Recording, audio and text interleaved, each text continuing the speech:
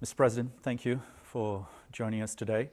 We're here in Kyiv as Eurovision is happening in Liverpool, in England, and you were supposed to be hosting it here, but you can't because of the war.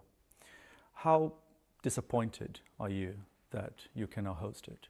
Я скажу вам відверто, прикро, що гинуть наші люди на нашій землі. Мені здається, це пріоритет. І прикро, що життя воно інше, але ми знаємо, заради чого ми боремось.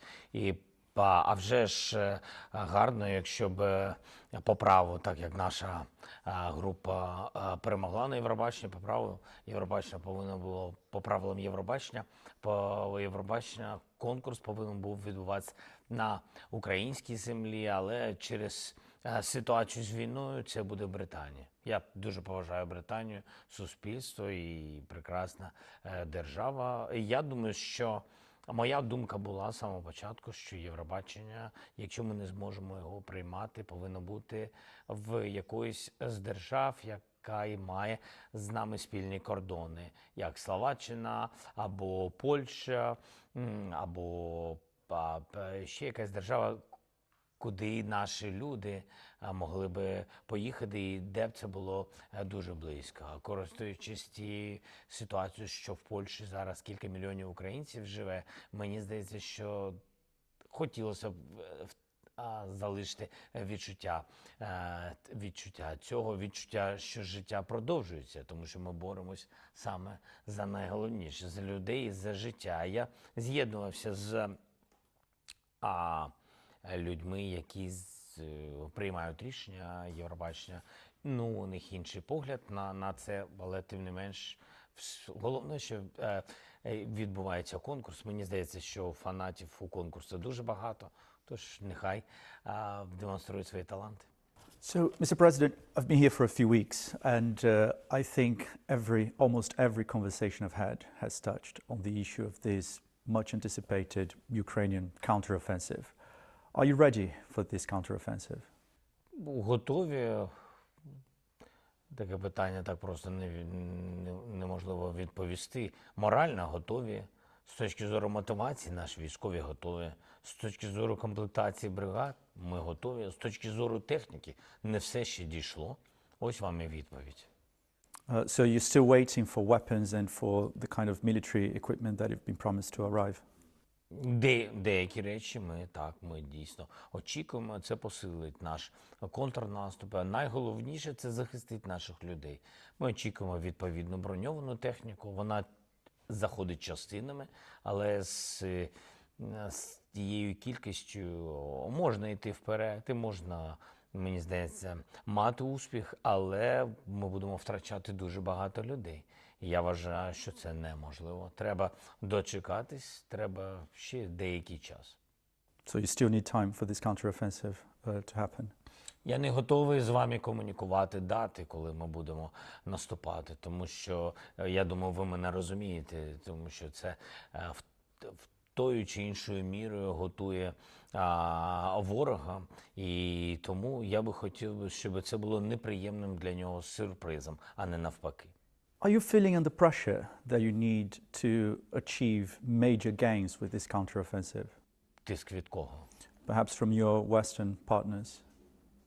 Мені здається, ви правильно сказали. Вони партнери, а не наші власники. І тому у партнерів завжди діалог, а тиск можна відчувати, коли хтось вважає, що він власник над долею іншої людини. Ми, до речі, за це і боремось, щоб Росія не вважала, що ми, Україна, частина Російської Федерації. Ми тому і боремось за ці цінності свободи, які для нас дуже важливі. І в відносинах з партнерами ми сприймаємо наших партнерів дуже тепло, сприймаємо як друзів і партнерів, точно не наших власників. Тому на цьому і будуємо наші відносини. І тому дата наступальних дій і мотивує нас самих, і ми самі цього хочемо. Ми хочемо миру. На жаль, з Росією, окрім сили, миру добитися неможливо. Результату застосування відповідних сил на полі бою. І вони не розуміють нічого, окрім такого підходу. Що ж, вони обрали шлях війни, тож ми будемо потужними на полі бою. But some of your high-level officials, Minister Reznikov, Minister Kuleba, in recent weeks have been trying to manage expectations ahead of this counteroffensive. Do you think that expectations are too high? Я не знаю, у мене підхід дуже простий. Ми будемо робити все, щоб ворог побіг. А куди він добіжить, чесно кажучи, я думаю, що залежить від нашого духу. Чим потужніше ми будемо в контрнаступі, тим, я думаю, довше буде, тим довше вони будуть бігти кудись до себе. І я думаю, це найголовніше. Я не можу вам сказати, куди конкретно ми дійдемо в контрнаступальних діях. У нас багато різних кроків, і я думаю, що ми досягнемо відповідного результату. Але сказати, що одразу після контрнаступу, цього контрнаступу, буде відновлено повністю суверенітет України, я не можу поки що це сказати, тому що це війна. You mentioned relevant results. You say that you believe that you're going to be able to achieve relevant results. What could be considered relevant results? Іти вперед. Ні замороженому конфлікту. Це те, на що розраховує Російська Федерація. Ні повторення Мінських угод. Це те, що розраховує Російська Федерація. Ні, щоб у нас частина території була під окупацією Російської Федерації. Це знов-таки їх розрахунок. Їм дуже вигідно заморожений конфлікт. І я думаю, що деяким країнам також це вигідно, щоб все ж таки зупинити цей момент. Але ми знаємо, що це не просто заморожений конфлікт. Ми про це вже знаємо дуже все детально. Ми це пройшли. Ми знаємо, що це буде відпочинок. Просто відпочинок якийсь для Російської Федерації, щоб підготувати свою армію, яка була розбита на нашій землі, щоб їх відновити, щоб знайти можливості їх мотивувати. Тобто у них велика кількість воїнів, але у них розбита армія. І армія у них вже не така велика. Кількість людей велика. Їм все одно, що вони не вміють воювати, їм все одно, кого вони мобілізують. Так, у них є техніка, на жаль, ще достатньо багато техніки, але вже вони розуміють, що окупувати цими силами Україну вони не зможуть. Для цього їм потрібен відповідний час. Тому їм вигідний заморозити конфлікт. А для нас успіх – це не дати заморозки конфлікту і йти вперед, що по праву земля, йти вперед, деокуповуючи нашу землю, яка по праву нам належить. Тому йти вперед, значить вони будуть бігти, значить вони будуть демотивовані, і ми не дамо їм заморозити конфлікт. Are you concerned that some Western countries could change the level of support they've been given to Ukraine depending on what you achieve with this counteroffensive? Так, є такі країни. Я б не назвав би їх країною. Я вважаю, що це деякі політичні кола, які навколо керівництва тих чи інших країн, і які мають вплив відповідний, і іноді вони йдуть абсолютно всупереч думкам соціуму. І так воно і є, бо це політика, як то кажуть. І небезпечно. Якщо у нас не буде кроків вперед, це небезпечно дійсно для цього. Але тим не менш, ми віримо в успіх, віримо, що більше все ж таки країн цивілізованих, які налаштовані на те, щоб підтримувати українських воїнів, на це і розраховуємо. So isn't this concern adding pressure on you to achieve gains with this counteroffensive? Ну, з точки зору, наприклад, якщо візьмемо мене, то ні, на мене цим тиснути складно. В мораль деяких людей я просто не вірю. Я вірю в те, що це може впливати на суспільну думку через засоби масової інформації тих держав, які нас підтримують. І це втрачати не можна, тому що якщо суспільство тієї чи іншої держави втрачає бажання підтримувати, наприклад, Україну, нам буде складно отримувати допомогу, будь-яку, санкційну, фінансову чи допомогу на полі бою. Все це важливо. На сьогодні все це зброя. Коли Україна хоче зброї, ми говоримо не тільки про патрони, ми говоримо про серйозні, не лялькові якісь санкційні пакети, а серйозні потужні пакети. Тому що санкції – це також зброя. Тому що санкції вплинули на економіку Росії, як би там не було, як би вони не обходили, але уповільнилось виробництво зброї Російської Федерації. І це факт. Ми бачимо у них дефіцит, наприклад, артилерії, артилерійських снарядів. Ми це бачимо, це факт. Так, ще багато у них є на їх складах тощо, але вже вони видають кількість і рахують, що вони видають своїм бригадам. Вже ми бачимо, як вони скорочують на деяких напрямках кількість обстрілів на добу. І це дуже важливо. І для нас це важливо. І тому втратити суспільне підтримство інших держав мені б не хотілося. Це впливає на деяку нервовість у когось, напевно. У мене немає цієї нервовості поки що, скажу вам чесно. But how can you succeed if you're facing all those problems? Побачимо. Як ми можемо? Є абсолютно зрозумілі наші дії на полі бою. А у нас проблем було набагато більше, коли майже ніхто нам не допомагав, а Київ був в оточенні. Ну, ми якимось чином змогли згуртувати всім народом і дати відсіч Росії. А потім пішла вже допомога. Хочу нагадати, ми вдячні абсолютно всім за допомогу, яка в нас є. Але в самому початку ми користувалися, в більшості своїй тільки своєю зброєю і тільки своїми силами, і своїми людьми. І в нас не було нічого. І тим не менш, якось вийшло згуртувати і український народ, і Європу, і світ навколо України. І я за це дякую людям, суспільствам інших держав, лідерам відповідальних держав. І дуже вдячний. Це правда, і вдячний Богові, і всім. Абсолютно. Нам вийшло. Зараз я більше вірю в успіх. Так, є втомленість якась, як у будь-яких живих людей. Ми живі люди, є втомленість, є недовіра якась до деяких країн, які постійно балансують. Якщо є якийсь момент, коли можна трішки загравати з Росією, у них бувають такі моменти. Але тим не менш ми слідкуємо за цим, дзвонимо, розмовляємо, зустрічаємось для того, щоб зі свого боку не просто тиснути. Не можна просто тиснути. Ти ж хочеш, щоб тобі допомагали. Тому ми обговорюємо і розповідаємо, і показуємо наслідки війни. І що після нас куди далі Росія піде. Це ж вже зрозуміло. Вже весь світ це розуміє. Тому я вважаю, що ми в силах очолити успіх на полі бою, забрати цю ініціативу, щоб не було стагнації на полі бою, яка може призвести до замороженого конфлікту.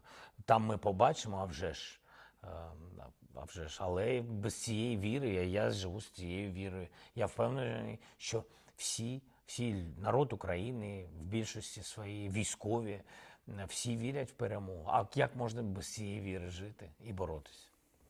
You mentioned fatigue in some countries. Is it something that you're feeling? Are you feeling that support, you may be losing support in some countries? Я не вважаю, що ми втрачаємо підтримку України.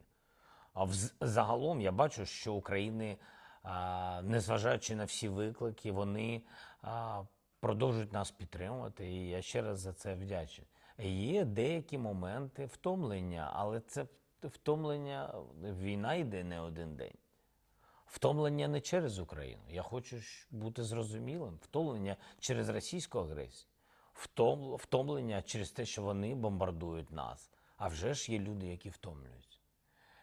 Але більшість людей, і завдяки цій більшості ми і перемагаємо. Не можна втомлюватись. Не можна. Просто може бути Третя світова війна. Ось і все. And next year is an election year in America, which is your main ally. And Я не можу голосувати. Я громадянин України. Не можу сказати за кого. But apart from that, are you concerned that depending on who is elected, you could end up losing this support from your main ally? Складно сказати, чесно. Є, так говорять на різних майданчиках політичних, що є небезпека. Але пам'ятаєте, сказали, що буде залежати від виборів в Конгрес, яка буде підтримка України. І ми бачимо, що б там не було, які б виклики не були, які б внутрішні виклики в Америці не були, ми не втратили підтримку Конгресу Сполучених Штатів. Так, ми побачимо ще будуть рішення важливі восени. Мені здається, що Америка підтримує Україну, і ми відчуваємо двопартійну підтримку. І ми вдячні за двопалатну підтримку Сполученим Штатам і президенту, і Конгресу. Чому? Тому що знов-таки, я думаю, що окрім їх позиції особистої, є велика підтримка самих людей, звичайних американців, підтримка українців, звичайних українців. Це не можна втрачати. І це найважливіше. Завжди будь-які вибори і внутрішні процеси мають вплив на будь-яку державу. Особливо, якщо мова йде про вибори в Сполучених Штатах Америки. Ну, по-перше, ми з вами, як я вам сказав, думаю, що ми не втратимо двопартійну підтримку. Друге, це те, що вибори в Сполучених Штатах через рік. Хто знає, де ми будемо. Я вірю, що ми вже переможемо. Тож подивимось. А по-третє, я не придумав, тож вибачте. Let's talk about what's happening here, because Russia has resumed its airstrikes on cities away from the front lines, and Kyiv has been the main target. What is Russia trying to achieve, you think? Я не бачу, що вони змінили політику. От те, як я вам сказав, застосування санкцій потужних на виробництво мало вплив. І той великий запас ракет, який був у Росії, він скоротився. Який він був до початку чи на початку повномасштабного вторгнення. На жаль, він скоротився через те, що вони витратили все по нашим людям. Але, на щастя, кількість ракет у них на складах зменшилась у будь-якому випадку. Чи де воно там у них знаходиться на сьогодні, скажімо так, запаси ракет різних і дронів, їх виробництва, і іранські дрони. Так, поставки в них були великі, ще є велика кількість, але кількість зменшилась. І балістичні ракети, і різні ракети різного класу. Але в цілому санкції вплинули, і кількість ракет зменшилась. Сьогодні вони, на жаль, знайшли кроки через деяких партнерів, там, де дуже хитро вони допомагають Росії обходити санкції, ті чи інші. І включаючи ті санкції, які впливають на їх оборонний комплекс. І тому це так і є. Тому я не бачу, що змінилась політика. Я побачив, що вони накопичували ракети, і потім вони мають відповідну кількість і почали спеціально до 9 травня пару тижнів, скажімо так, таких потужних обстрілів, особливий тиждень перед 9 числом, кількість ракет по цивільній інфраструктурі, по людям, по супермаркетам, по школам, по остановкам, зупинкам автобусним тощо. Тобто політика руйнації всього цивільного, політика цього жаху, політика залякування людей, вона у них незмінна. І я ще раз це підкреслюю, тому ми повинні санкції продовжувати накладати, причому робити їх максимально потужнішими і працювати з державами, які дають можливість обходити санкції. Я вважаю, що це непропустимо. Просто у нас вбивають людей, а є держави, які дають обходити санкції. Абсолютно різні. Банківський сектор, сільськогосподарський сектор, енергетична галузь, ОПК, оборонний промисловий комплекс. Багато всього і є держави. І, на жаль, серед дуже дружних держав є такі держави, які це роблять. І розуміють, що вони роблять. І розуміють, що через це у нас люди гинуть. Але мені здається, що вони настільки знаєте, їм настільки все одно, що тут треба не до моралі їх звертатися, а звертатись відповідними інструментами, відповідними країнами, один з одним в союзі, тиснути на них економічно, на ті самі країни, які дають можливість Росії обходити санкції. Тож, повертаючись к Росії, це максимум, що вони можуть на сьогодні зробити – бити по людям ракетами. На жаль, звучить трагічно, але вони не спроможні на полі бою нічого зробити.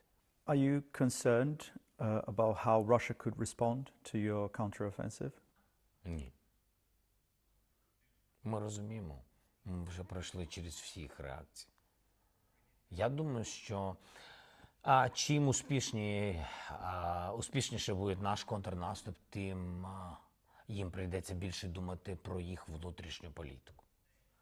Моя політика була з самого початку. Я тому і починав з того, що перший удар повинен наносити цивілізоване суспільство, якщо не хоче давати будь-яку можливості агресору розвивати свою агресію. Тому я дуже просив превентивні санкції, щоб вони знали, які будуть наслідки, якщо вони вирішать повномасштабне вторгнення. Ми не знайшли порозуміння, але тим не менш потім з'явились санкції. Так само і тут. Ми розуміємо, що вони будуть робити. Найголовніше – це робити відповідні кроки вперед, недопущення стагнації на полі бою, і це дасть результат. І так само, як і на міжнародних майданчиках, те, що ми просили, більш ізоляції Росії, вони будуть розуміти, що всі їх проблеми суто через керівництво, а не через об'єднану позицію Заходу або ще якісь там балачки.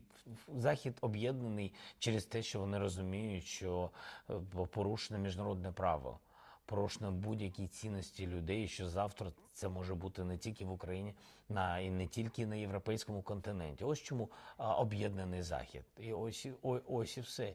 І так само і тут треба об'єднуватись ізоляцією Російської Федерації, і тоді їх суспільство розбереться, в чому проблема, і буде розбиратися зі своїм керівництвом. Ця війна повинна стати їх проблемою, а точно не нашою, не тих людей, хто ні до кого не приходив з війною. You talk about the risk of a frozen conflict. Do you think that if you don't achieve major gains with this counteroffensive, you're going to be under pressure to negotiate with Russia? Будуть. Я в цьому впевнений. У всіх буде ідея та чи інша. Ми повинні з вами подивитись на це дуже прагматично. Ми запропонували формулу миру. Наш план дій. Наш план, до якого ми кличемо всі країни світу. Я вважаю, що це абсолютно справедливо, що формат плану миру запропонувала саме Україна, тому що війна саме тут у нас. Я вважаю, що жодна країна у світі не має права. Вона має консолідувати свої сили, давати консультації Україні, допомагати, пропонувати будь-що. По-перше, ми всі свободні і відкриті, і кожен має право і свободу на те, щоб запропонувати свою допомогу або не допомогу, свої думки тощо, але не тиснути з цим, тому що війна у нас. І не можна змушувати Україну відступити від своїх якихось цінностей і інтересів. Не можна змусити Україну віддати просто територію. Тоді, чому будь-яка країна світу не віддасть Путіну свою територію, тому що дуже хочеться, щоб все це закінчилось. Мені здається, що це алогічний процес. Ми запропонували формулу миру. Ми готові до бесіди, до діалогу на цьому майданчику. Так. Ми запропонували, щоб всі країни світу зайшли на цю платформу. Ми запропонували, щоб ми не ставили їх в глухий кут, що, немов, ти повинен підтримати всю формулу, всі 10 пунктів, як рішення всіх 10 головних, скажімо так, криз, які були викликані війною Росії. Але, будь ласка, обери один пункт, Обери другий пункт, обери будь-який пункт, будь-яку кількість, де ти хочеш бути присутнім, і де ти бачиш, що порушено міжнародне право, порушено статут ООН тощо. Будь ласка, і тому це достатньо flexible model, і я вважаю, що вона комфортна. Зараз всі держави будуть пропонувати свій погляд на мир. Ми бачили ініціативи Китаю, ми побачимо ініціативи Латинської Америки, ми будемо бачити з вами ініціативи ще якихось держав. Не виключно, що когось з європейського континенту.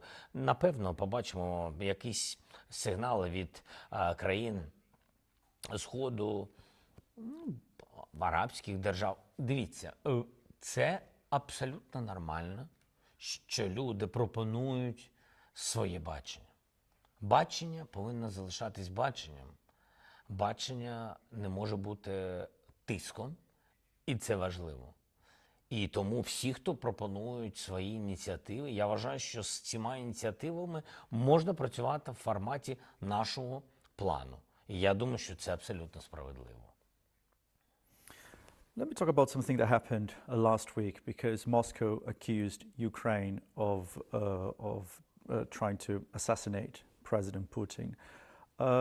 Was Ukraine behind that alleged attack? Ні. Ні, це зрозуміло, що ми за цим не стояли, і вони, знаєте, як то кажуть, футболісти попали в штангу з вигаданою історією. Тому що, як воно долетіло прямо в Кремль з України? Як так, що у них не працює ПВО зовсім? І як так, що воно зачепилось за шпіль? І що це таке в цілому? Що це таке було? Можна побачити деталі? Що це за великий відомий український або американський такий був дрон? Що це було?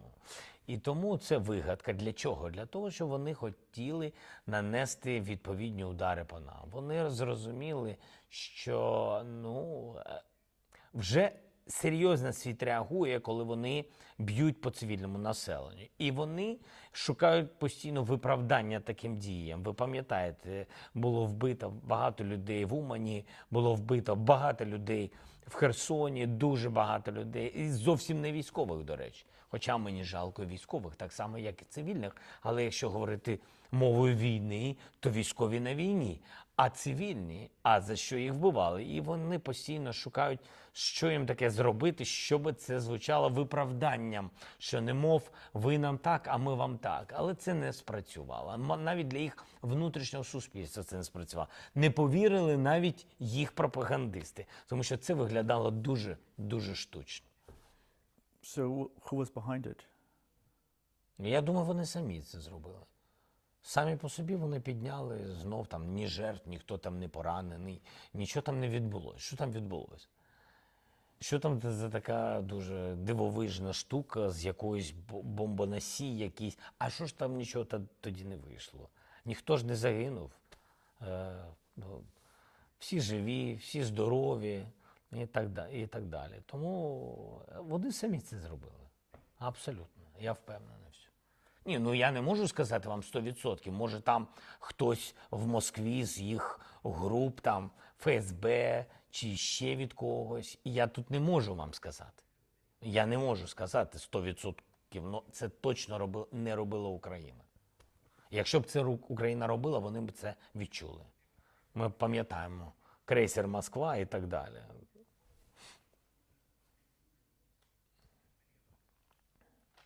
Вони, ви знаєте, що не можуть зрозуміти в своїй голові абсолютно головну річ, що ми не воюємо з ними. Розумієте? Ми воюємо за Україну. Вони для нас не воїни, вони терористи. Вони пішли не війною, вони окупанти і мародери. Ми з ними воюємо не війною, ми воюємо як з терористами.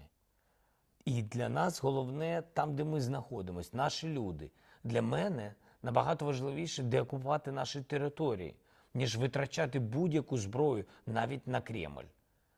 Наші люди пріоритет, наші землі пріоритет. А всі, хто там в Кремлі, повірте, вони закінчать погано. І не знаю, чесно кажучи, як, але хотілося б, щоб все швидше закінчилося. Але вони точно своїм життям, своєю смертю не закінчать. Finally, you haven't given any official number of how many of your soldiers have been killed in this war. Do you not think that your country deserves to know? Є інформація, якою ми не ділимось. Це наше рішення, спільне рішення всіх військових.